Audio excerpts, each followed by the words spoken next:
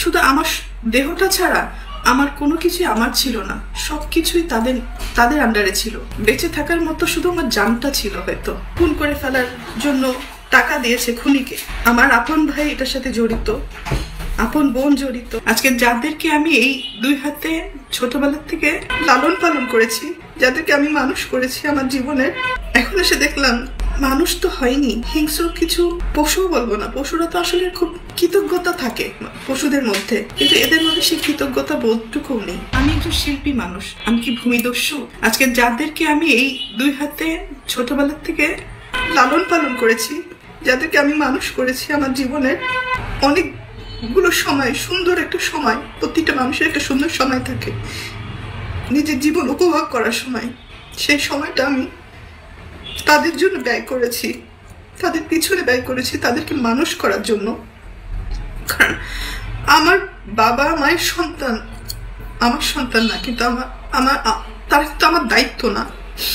তারপরেও আমি আমার ভাই বোনদেরকে নিজের সন্তান হিসেবে লালন পালন করেছি, দায়িত্ব পালন করেছি। নিজের ভবিষ্যৎ, নিজের ভালো লাগা মন্দ লাগা অনেক কিছুই বাদ দিয়ে দিয়েছি শুধু আমার ভাই বোনদেরকে মানুষ করার জন্য। কিন্তু এখন এসে দেখলাম মানুষ তো হয়নি, হিংস্র কিছু পশুও বলবো না। পশুরা তো আসলে খুব কৃতজ্ঞতা থাকে পশুদের মধ্যে, কিন্তু এদের মধ্যে সেই কৃতজ্ঞতা বোধটুকু নেই। উপরের দিকে থুতু ফেললে তো নিচের দিকেই আসে। কাদের নামে অভিযোগ করব? অভিযোগ তো আসলে করে বাইরের লোকদের নামে। আর আমি যেহেতু আমার ভাই বোনদেরকে, আমার বাবা মাকে অনেক ভালোবাসি, যার কারণে আমার জীবনে আমি অনেক কিছু ফেস করেছি। তাদের দ্বারা নির্যাতিত হয়েছি, লাঞ্ছিত হয়েছি, অপমানিত হয়েছি। নিজের এত বছর যে আমি ইন্ডাস্ট্রিতে ইনকাম করেছি, তারা আমার সাথে বেইমানি করেছে। আমার সমস্ত অর্থ আমার কাছ থেকে নিয়ে নিয়েছে। আমার টাকা দিয়ে কেনা সয় সম্পত্তি কোনো কিছুই আমার নামে ছিল না, আমার প্রত্যেকটা ভাই বোনের নামে ছিল। আমার অ্যাকাউন্টগুলো শূন্য ছিল এবং আমার গাড়ি, শুধু আমার দেহটা ছাড়া আমার কোনো কিছুই আমার ছিল না, সবকিছুই তাদের আন্ডারে ছিল।